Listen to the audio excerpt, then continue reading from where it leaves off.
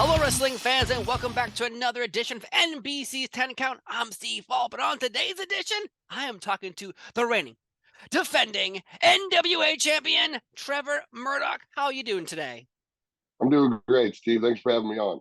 Oh, it's a pleasure because NWA Hard Times 3 is coming up on November 12th. You'll be defending your gold, but before we get to that topic, let's talk about the event. What can fans expect when they tune in to NWA Hard Times, or really any NWA event?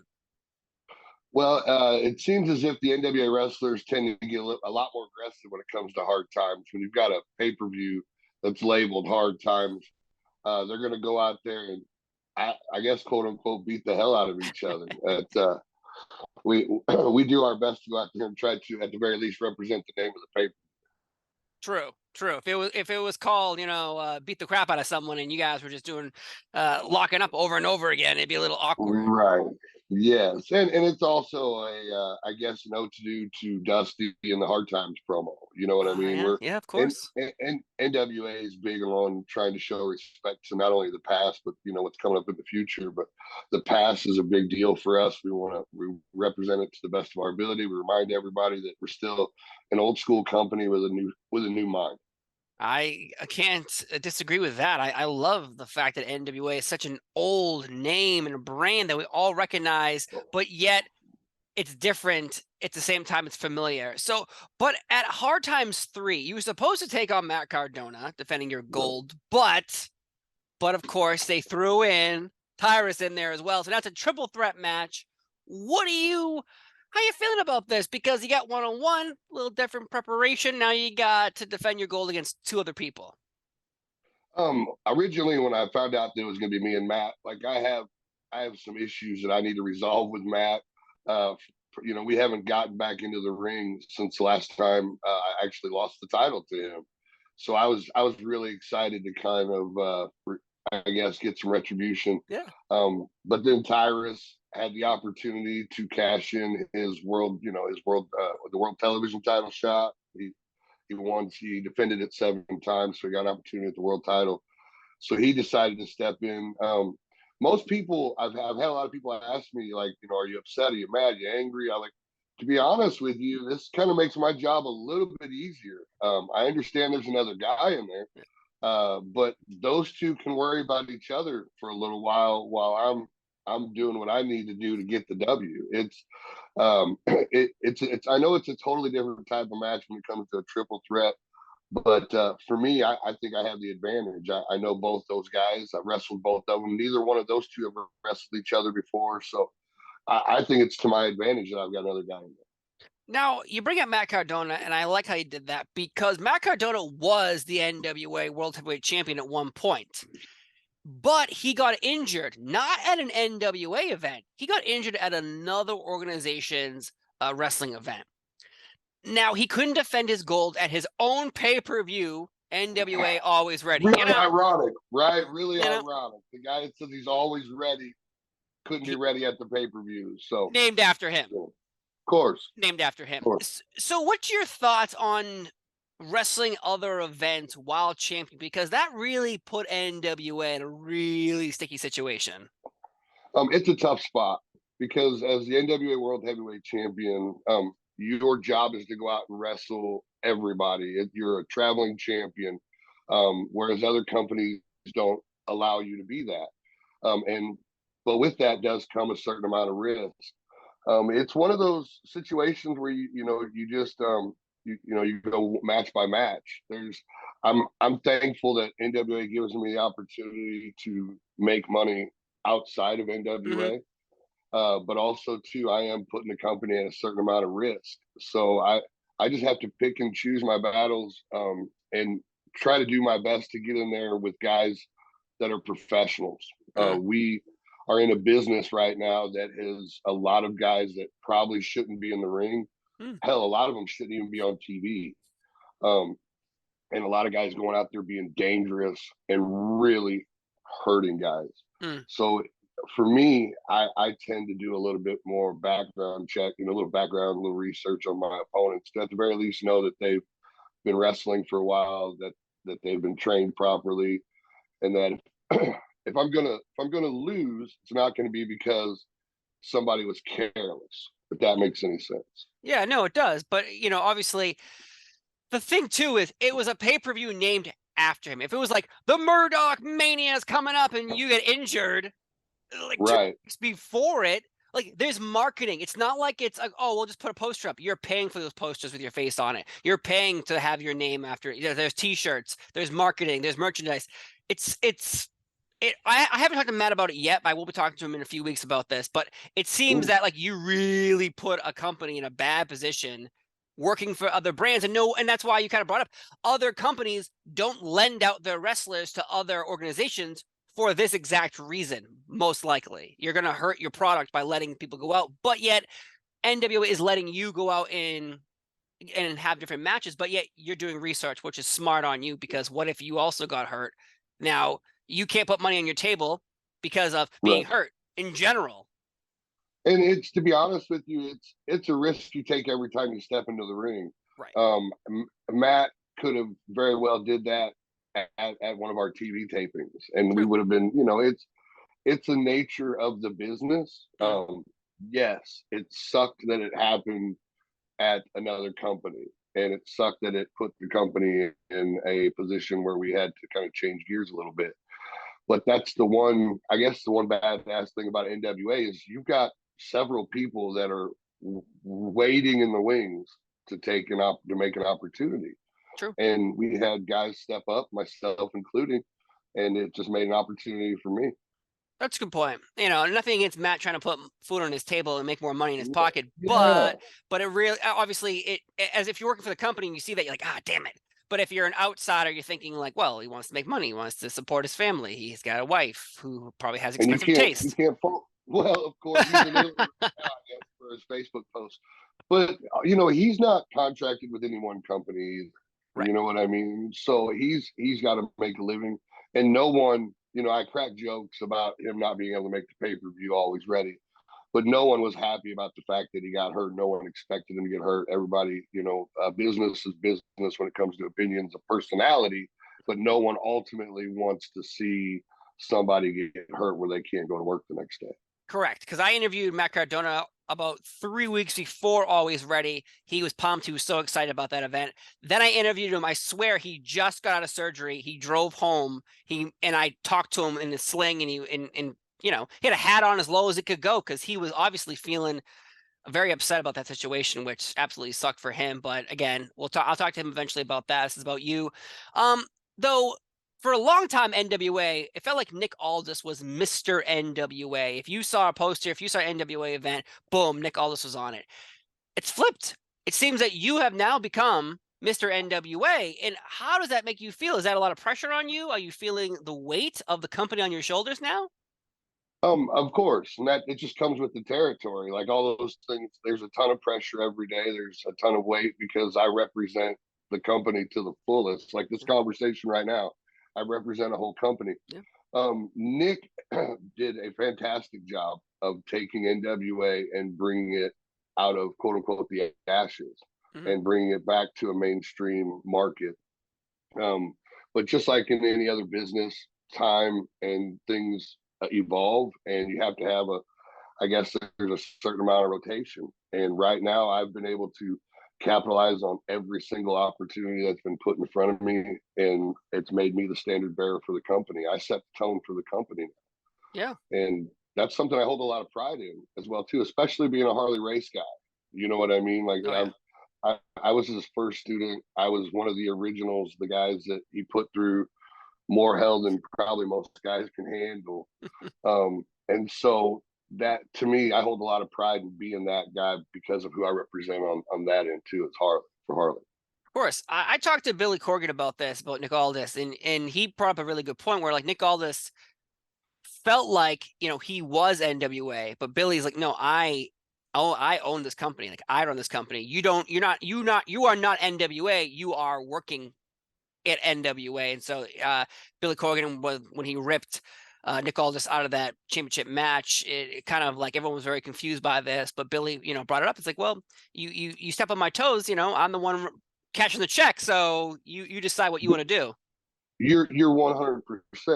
Billy's the boss. And in any business, you can't buck the boss, especially a guy who's probably more over than us, has more money than us, has, he's been around for a long time. He's a superstar. Yeah. But on the same note, kind of on the flip side, I understand Nick's mentality. Yeah. When you're the NWA World Heavyweight Champion, you have to think that way, because every decision you make, everything you do is getting scrutinized by somebody because you are the champ. True. So you get stuck into that mentality, is that not that, I am the company, but I am the man. Right. And that's hard to get out of, especially for a guy who was doing it. Nick carried that. He carried that for 3 years, almost 4 years. Yeah, and obviously during the pandemic, you had the NWA had a lot of struggles because of the aspect of a live audience was driving the force of any company. It doesn't have to be NWA. Any wrestling company in the entire world was suffering during the pandemic. So what was that situation like with NWA during the pandemic? Because obviously it's got to be challenging. It sucked. But you can shine that turd up any way you want it, man. It sucked. And every wrestler tell you the same thing, man. There is nothing worse than going out to a ring with hot cameras on, red lights on, and no people, no one. It was crazy. We were getting excited about having like 15 people in the building, just to have some sort of response, just to have something to give back to while you're in the ring. It was not only tough for us to, with COVID, but a lot of the buildings in that time would only allow so many people in the building. So we were still running TV while other people were starting to have larger amounts of people. Our buildings were only allowing us to have 15 to 20 people because we were doing studio shows. And they were still super scared because they're smaller spaces. You know what I'm saying? So they were concerned about we would have an average of 200 people in that studio, and they did not want to get anywhere close to it. We actually had a pay-per-view where they had told us we could sell up to like 100 tickets, and we had sold them easily. We get to the venue the day of, and they said we can only have like 25 people in there. So we had to go through, and how do you pick 25 people out of 100 that could come to the show and say, hey, to the other 75, hey, listen, you can't come in. And, we refunded their money, but it makes it tough for the business. And then when you look on the TV screen, you only see 15 or 20 people.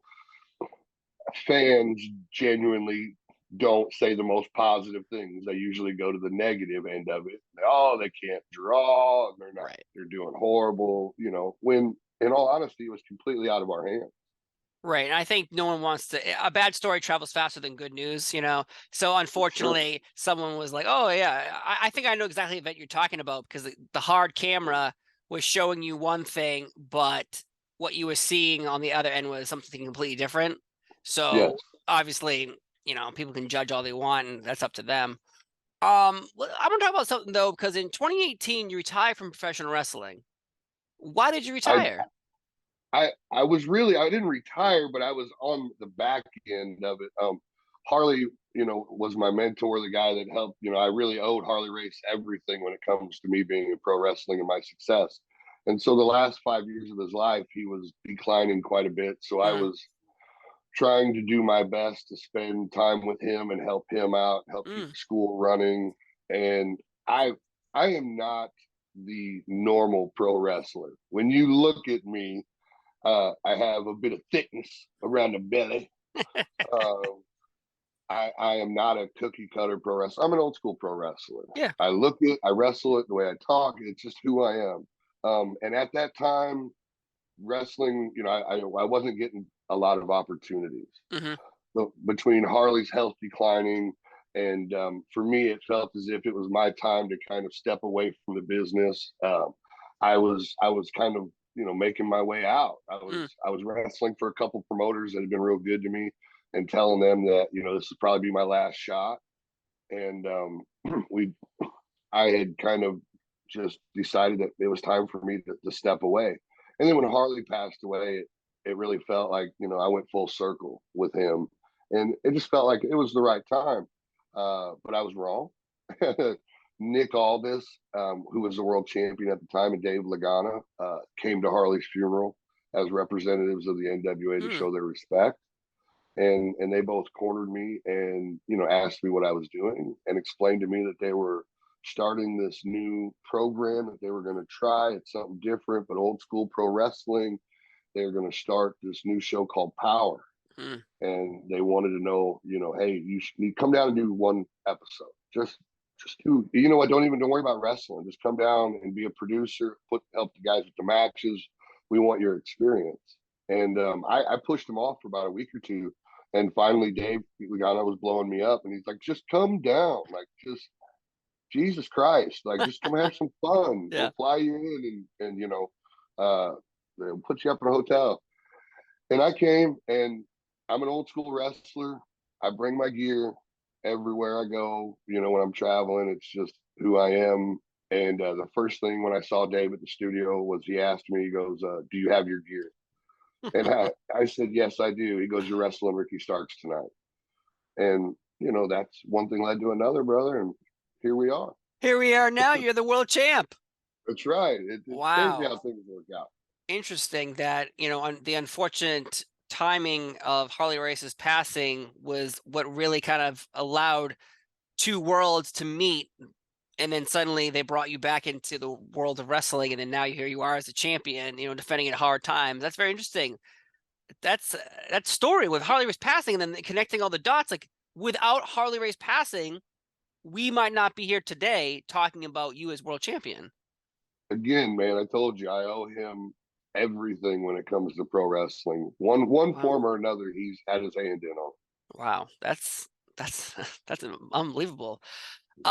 Though, let's talk about the all-women pay-per-view EmPowerrr.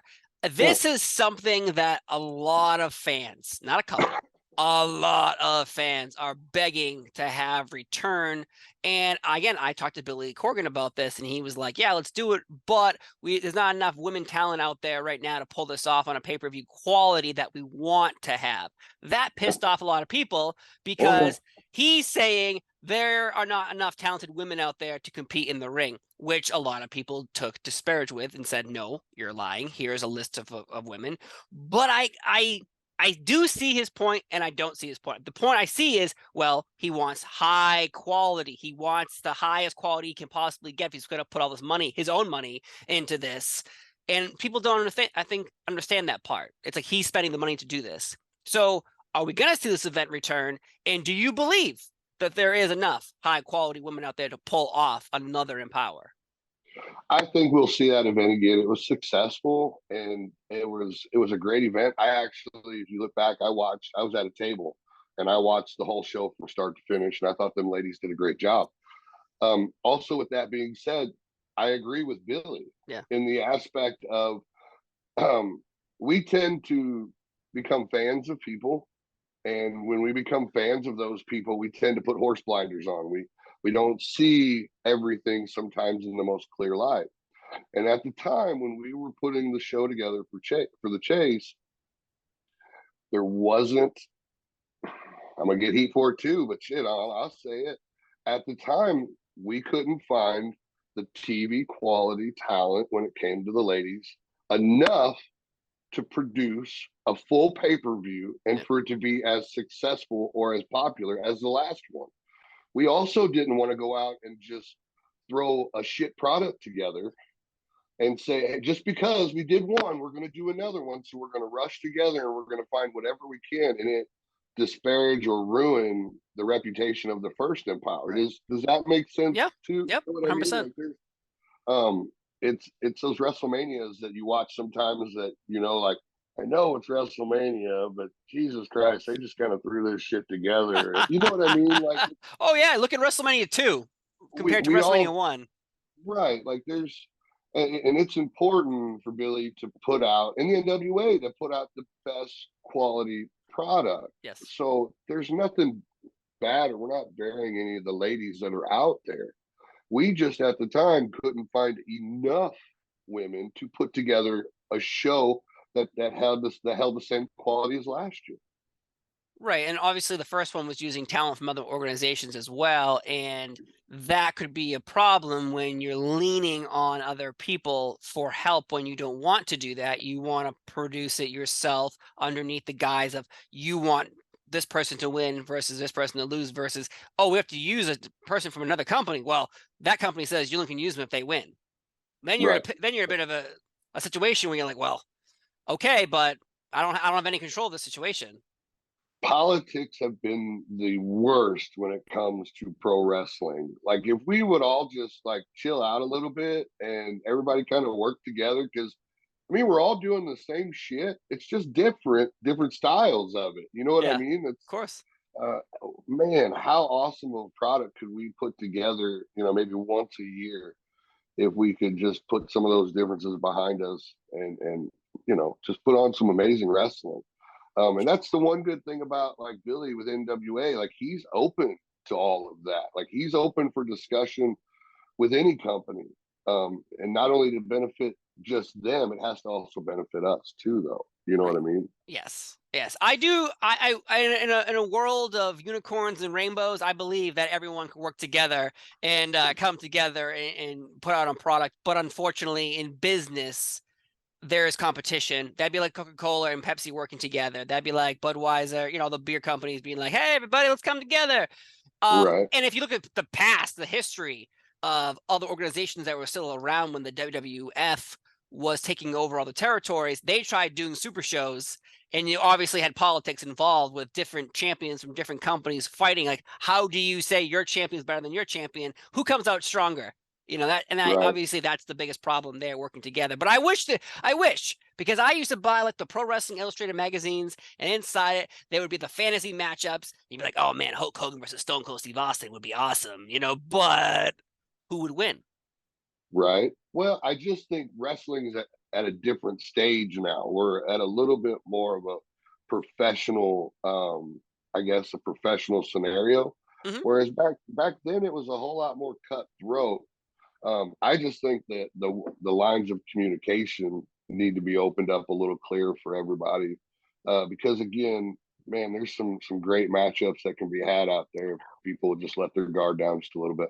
I know it. We only can create these matches in video games or action figures right Right. now. That's the only way we're gonna pull this one off. But let's move on though, because I really enjoyed your run in the WWE as well, where the Redneck Wrecking Crew with Lance K as the tag team champions, running roughshod over Raw, and this is around the time that tag teams that felt like didn't matter in the eyes of the WWE. There was one tag team, and that'd be you, and you would Right. just randomly plow over the next tag team that showed up.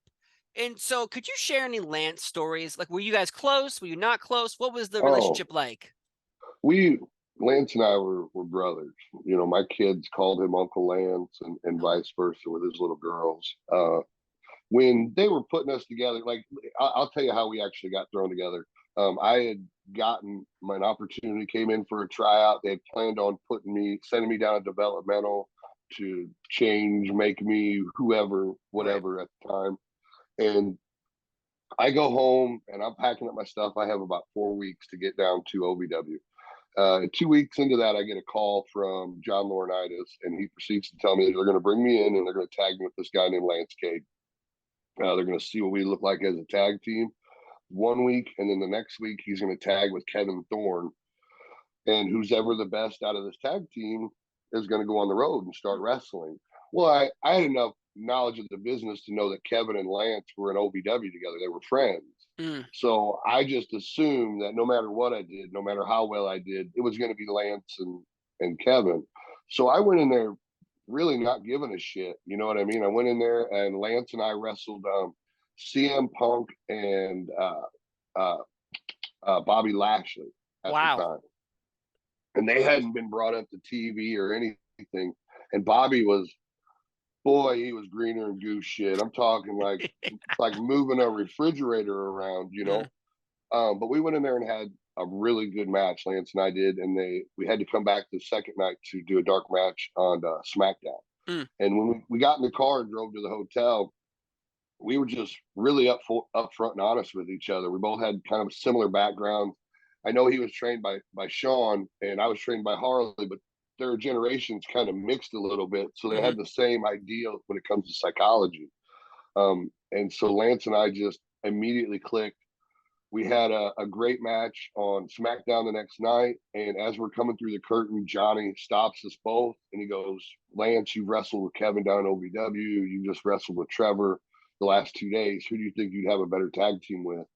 And I thought for sure right then and there, I'm like, well, shit, I'm going back to the house. Wow.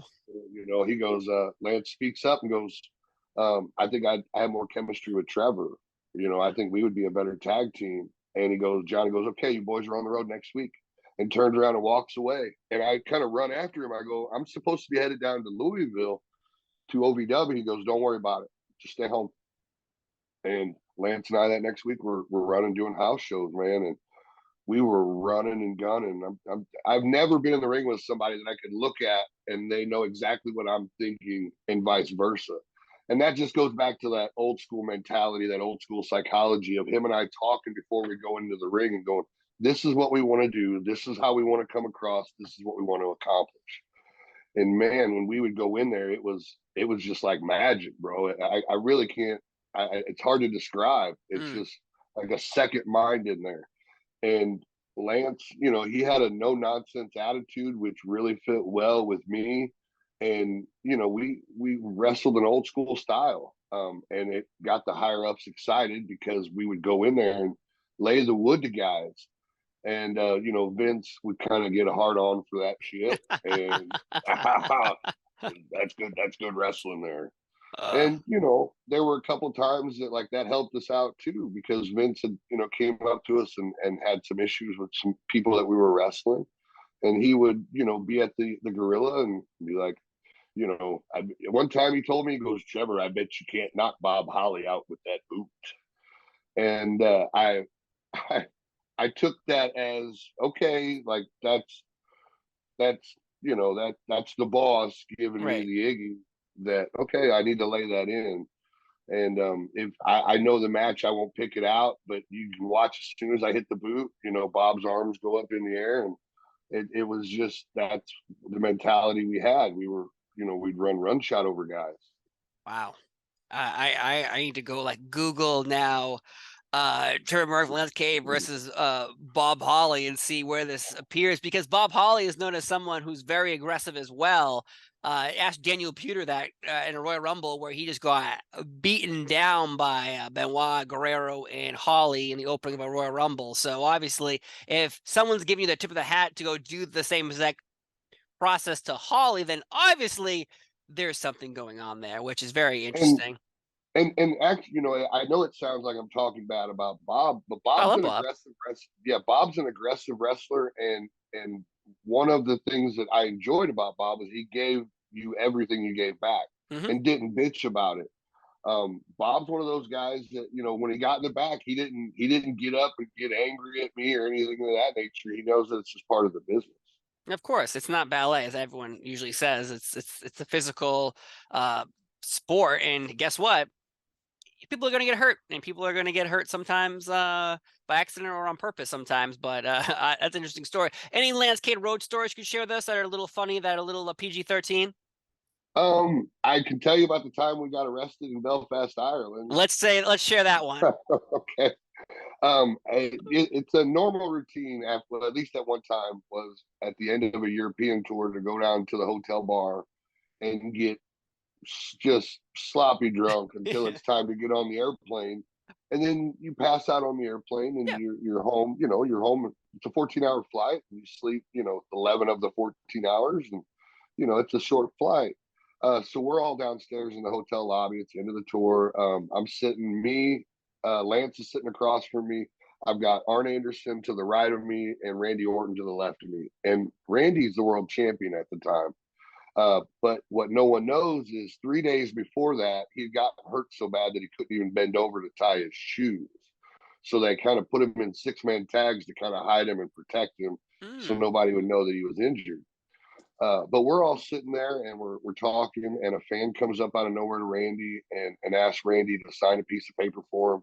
Randy grabs it, signs it for him, and gives him back. And the guy asks Randy to sign something else. Mm. And Randy says, "Hey, man, I'm with my friends. I've signed your paper. Just please leave us alone and let us go about our business." And this fan just turned irate, just instant bipolar disorder, I guess. But I mean, who the hell are you? Start screaming at Randy. We pay for your tickets. We're the reason you're so popular, and just really just being aggressive with him. So Randy stands up in his chair and starts looking around for security and yells to the security, "Hey, this guy's trying to grab my balls. He's trying to grab my balls. We got to get him out of here." So security runs over and grab him and take him out. And we go back to talking and having a good time. And about 20 minutes later, this guy comes back again. And he's nice as can be. He goes up to Randy, "Hey, sir, can you please sign this for us?" And we all knew, like, man, like, Randy's he was a pressure cooker at the time. So we were all kind of taking a deep breath, like, this could be bad. and Randy goes, "Man, just please leave me alone. I've already signed, what you needed. I just want to have some time with my friends. Just please leave me alone." And this guy, the fan, just goes nuts again and yelling and screaming at him. And this time Randy stands up and tells security, "Hey, this guy, he grabbed my balls this time. Like, he got in there. Like, get him out of here." Yeah. They take him out. They swear to us that he's out of the hotel, and we go back to having a good time. The bar closes down. We have about 2 hours before we have to get on the bus to head to the airport. So we're walking out of the bar, and Lance is walking in front of Randy. It's Lance and Layla. About 10 steps behind Lance is Randy. About 10 steps behind Randy is me. And as we're walking out of the bar, the guy that we thought got thrown out was hiding behind the hotel lobby desk and come running around, and he was going to hit Randy from behind. Randy turned and saw him coming and yelled, "Murdoch!" And I'm half crocked, and I'm not half. I'm drunk. I shouldn't have. I was inebriated really bad. I see old boy coming. I just turn around and wham, just smoke him right in the face. Well, another guy comes walking at me, and he goes to start taking his jacket off, and he got that jacket around his elbows. Boy, that was my shot. Wham! Right. What I didn't know was that this gentleman, the guy that had been bothering Randy all night, was part of an Irish wedding reception, and they were all down in the lobby, like, was surrounded. And after I punched the second guy, I find myself in a half moon of probably about 25 Irishmen taking their jackets off, and like they were ready to kick my ass. About that time, Lance had turned around and realized that we weren't trailing behind him, and sees that I'm in a pickle, and he turns into the 290-pound bulldozer, and he starts to take off running. These poor bastards never seen him coming because they had their backs turned to him. He just lowered his head and knocked about 4 guys onto their bellies, picked me up, grabbed me through the hole, and I swear to God, it was like a movie. We're running to the elevator, and as the elevator doors are closing, they're running to it. So Lance and I would sit back and take a deep breath and go, whew. And like idiots that have been drinking, we thought it was done. We thought, we got out of that, man. Well, about 30 minutes later, Lance and I are both in my hotel room, and we're just talking about the chain of events. We're getting our stuff together, and my phone rings. And I'm like, oh no, that's never good, Especially sure enough, I pick late it up. at night. Oh yeah. I pick up the phone, and it's Arn Anderson, and he goes, "Trevor," and I like an idiot tried to pretend like I'm sleeping, like, "Oh, what's going on, Arn?" Like, "Oh, what are you doing there, buddy?" And you got that knucklehead Lance K with you? And I knew the jig was up. I was like, "Yes, sir." He goes, "Well, you two motherfuckers need to get down here. You're getting arrested." And and I apologize for my language, but if I don't say it, it loses something. But I go downstairs, and the police are down there, and they have 3 paddy wagons for us. What we don't know is that the security guard that was supposed to be watching us, that was talking to a female that should have prevented all of this, saw the first guy that I punched getting up, and he got up all 4. And the security guard took like a 10-step punt and punted this guy in the face and knocked him clean out. And the problem was that there wasn't a problem. The problem for them was that the security guard was black, and there is still some racial issues over in Ireland. And when they Interesting. seen him do that, they got really aggressive with him, threw him into the paddy wagon, and he had been sitting there the whole time while they were waiting for us. Lance and I have to go and each go into a paddy wagon, a separate one. They drive us to the police station. They take the security guard back to the jail cell, put him in a jail cell, close the door, close the big door, and they take Lance and I into another room and start handing us coffee and start taking pictures with us because they're fans. And we didn't know, but like we were trying to tell them, hey, listen, we got to, like, can we fill out the paperwork? Can we do whatever we need to do? We've got to get on a plane. Like, we're leaving in like an hour. Like, can we go? We finally get all the paperwork filled out, thinking that we're done with it, go back to the airport, go to get on the plane and come back. What we didn't know was they kept the security guard there for another 3 days in Ireland, putting him through a whole mess of stuff that he shouldn't even had to deal with. Thankfully he got out and there was no other issues for him. But that was we were world tag team champions at the time. So we flew back thinking we're about to get fired. We're world tag team champions. We've just been arrested in a foreign country. We've lost our jobs. Like, when once Vince hears about this, we're done. Yeah. So we go to Raw the next day, and we're waiting. We're waiting for somebody to come talk to us and just give us the axe. And we're like, you know what? Like, if they fire us for this, we're taking the tag belts home. They're gonna have to come to our house and get them. Yeah. This is poor shit. We were looking out for the champ, because if that guy would have hit Randy from behind, and he's already hurt.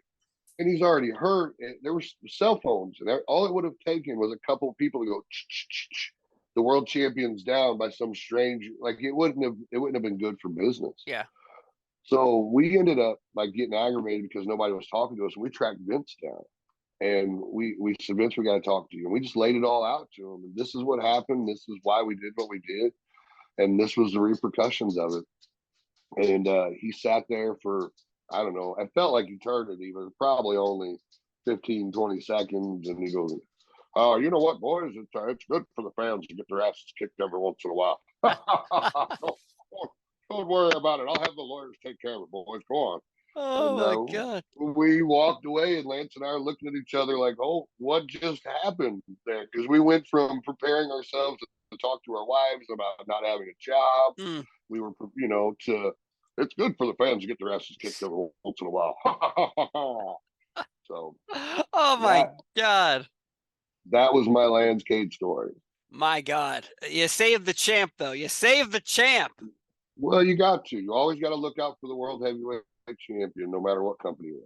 Wow. That it's like that. I don't know why that story reminded me of the time Vader got arrested in Kuwait and was like stuck in a hotel and wasn't allowed to leave because obviously he did something to like a security guard. And also, I think there's a story when the WCW went to North Korea for an event and oh God, who was it? Scott Norton was on the phone with his wife saying terrible things about where he was while they were tapping his phone. And then once they heard that, they threw him in a jail cell too, but he got out as well. So obviously it pays to be famous and to be at times it does. Yes. and to be the world tag team champions of Monday Night Raw. But again, I love that story so much. But NWA Hard Times 3 taking place on November 12th. You're defending against Matt Cardona and Tyrus. I cannot wait for this. I'm pumped. You're pumped. We're all pumped. So Trevor Murdoch, thank you so much for being here on NBC's 10 Count. I've had a pleasure hearing your stories, hearing about being a champion, Matt Cardona, EmPowerrr. We'll see what story you said today will end up on the headlines of all those wrestling websites. We'll find out which one. There's a couple of them, I'm sure. I think there's a couple, and I think that's good. It's best for business. I'll be getting a call from Bob here soon, I'm sure. Someone's gonna call it. It's good. It's good for business. There. That's it. It'll actually be Billy, so he'll be talking to you in a different tone of voice. But again, thank you so much for being here. I've been Steve Fall. He's been Trevor Murdoch. Remember, NWA Hard Times 3, November 12th. Be there, or we're gonna have to send the tag team champs after you. Simple as that. Simple as that. See you next time. Bye bye.